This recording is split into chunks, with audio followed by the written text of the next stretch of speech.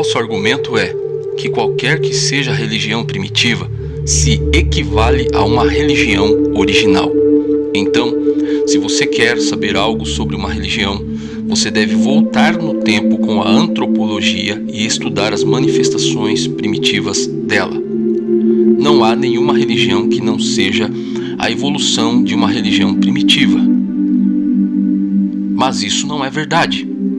As religiões não só evoluem, mas também regridem. Nosso Senhor disse que no fim dos tempos, sua igreja seria perseguida. Acaso quando eu voltar encontrarei fé na terra? Isso não seria uma evolução, seria uma espécie de involução em forma de perseguição. Além disso, por acaso utilizamos esse tipo de argumento em outro tipo de ciência? Se falarmos sobre medicina, por acaso devemos voltar ao tempo dos feiticeiros? A astronomia de hoje depende da astrologia? Estes mesmos indivíduos dizem que existem semelhanças em todas as religiões.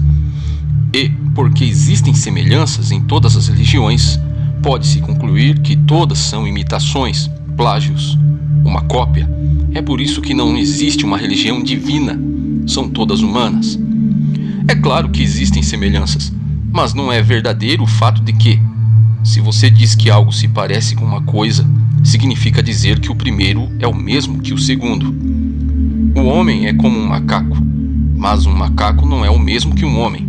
E além do mais, as semelhanças são muito diferentes, em diferentes totalidades ou contextos, ou categorias ou organismos. Por exemplo, sexo entre animais é muito diferente do sexo entre humanos. O carbono em combustível é muito diferente do que temos em nossos corpos. Assim, para que você possa ver certas coisas que acontecem, certos direitos e práticas litúrgicas em uma religião possuem um significado totalmente diferente em um contexto totalmente diferente. Por exemplo, não comer carne. Superficialmente, não parece haver nenhuma diferença entre islamismo, judaísmo e cristianismo. Mas a motivação é completamente diferente nas três. Além do mais, não é muito lógico dizer que, simplesmente porque há semelhança, pode-se concluir que todas foram feitas pelo homem. Se você vai a uma galeria de arte e ver exatamente as mesmas cores em todas as pinturas na parede, por acaso, significa que todas foram pintadas pelo mesmo artista? Não devemos usar esse tipo de lógica. Além do mais, é claro que existem semelhanças, simplesmente porque o homem possui certas tendências e ânsias que são muito naturais a ele, muito expressadas de uma maneira normal no mundo inteiro. Olhem, por exemplo, o desejo de adorar. O homem reconhece seu nada diante da divindade. Então ele pega um animal, o sacrifica, toma o vinho e o derrama, pega o trigo e queima. Ele faz essas coisas como representação de si mesmo. Então, ao destruir aquelas coisas, ele está praticamente dizendo: sou indigno de existir em sua presença. Por outro lado, usemos a transcendência do cristianismo, o que diferencia o cristianismo de outras religiões do mundo. A diferença é que todas as religiões humanas operam da seguinte maneira: do homem para Deus. O homem vai para Deus, e a maneira que o homem vai para Deus pode variar. Pode ser que vá através da contemplação, por abnegação, ou através da modificação, ou conectando-se com o universo, ou por aceitação da vontade soberana de Deus. E essas são as diferenças entre o budismo, confucionismo, filosofia de Lao Tse e outras, o hinduísmo. Mas, em cada uma delas, até mesmo nas religiões psicológicas dos Estados Unidos, é o homem que se livra sozinho das correias de suas botas e coloca-as acima de suas orelhas. Mas como é no cristianismo? É dessa maneira. Deus desce ao homem. O homem é fraco e precisa de um presente. Como algo pode subir se não sendo levantado por alguém que esteja em uma posição mais alta do que ele? Como os nutrientes chegam às plantas? Como as plantas chegam aos animais? E como as plantas, os nutrientes e os animais chegam até nós? Nós o pegamos, trazemos a nós mudando a natureza deles. Dessa maneira, o cristianismo começa, com Deus descendo ao homem, tomando-o, elevando-o, dando a ele uma nova natureza, de tal maneira que já não seja mais a sua própria natureza. A natureza se mudou completamente. Essa é a diferença entre elas. E tem outra diferença. E essa diferença tem a ver com a pré-história.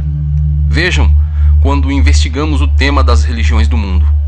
Você não pode simplesmente, do nada, dizer que vai escolher Buda, Confúcio ou a Cristo. Nós temos a razão, o que se espera que pensemos. Não começamos pela fé, temos que recorrer ao estudo, a fim de identificar qual caminho seguir. Não utilizamos somente a razão, mas também nos damos conta de que estamos na história. Se então enfileirarmos todos, Buda, Confúcio, Lao Tse, e dissermos: sentem-se ali, vou aplicar uma prova para vocês. Se viesse de Marte, eu pediria seu passaporte. Você se proclama e diz que tem a mensagem de Deus. Como eu posso confiar nisso? Você diz: aqui estou, me escute. Buda disse: aqui está meu caminho das 4 nobres verdades, meu caminho óctuplo. Lao Tse, você disse: aqui está minha lei moral, aqui está o meu Tao. Maomé disse: aqui está o livro que recebi de um anjo. E como vou saber que recebeu de um anjo? Qualquer tolo no mundo poderia começar dizendo: aqui estou, acredite em mim. Poderia conseguir alguns seguidores, mas não seria digno de ser seguido. Então, tenhamos a razão e a história como uma prova. E a prova é: alguém sabia que você viria? Se veio de Deus, Deus ao menos nos deixaria saber que viria. Então aqui está meu teste. Todos vocês devem passar nele. Neste momento, o seu Cristo não é melhor que nenhum dos outros. O nascimento de algum de vocês foi previsto? Como viriam? Como morreriam? O que ensinariam? Em que país viveriam? E finalmente, quando chegou, criou-se tanta expectativa que gente de longe veio ver? Algum de vocês podem vir à frente e dizer: sim, alguém me esperava. Somente um deles poderia fazer isso. E ele é Jesus Cristo. E isso ainda não prova que ele tem origem divina. Isso prova que podemos estudá-lo, porque temos um contexto razoável e histórico. E outra diferença entre ele e as demais religiões do mundo é o fato que todas elas deram um método, uma fórmula, uma doutrina, uma lei. Eles disseram: sigam esse método, obedeçam essas regras e viverão. Nosso Senhor não fez isso. Ele disse: eu sou a verdade. A verdade se identificava com sua pessoa, porque ele era Deus. Você não pode se apaixonar por um termo da geometria. A virtude começa a ser amada quando se encarna em uma pessoa. E por isso, ele é o Salvador de todos os homens. Porque ele dizia que quando fosse elevado, atrairia todos para si. E desse modo, quando veio a morrer, se desapropriou-se de si e disse: agora pertenço a todos os homens. Todas as outras religiões são religiões de resplendor, são todas para felizes e prósperos dias.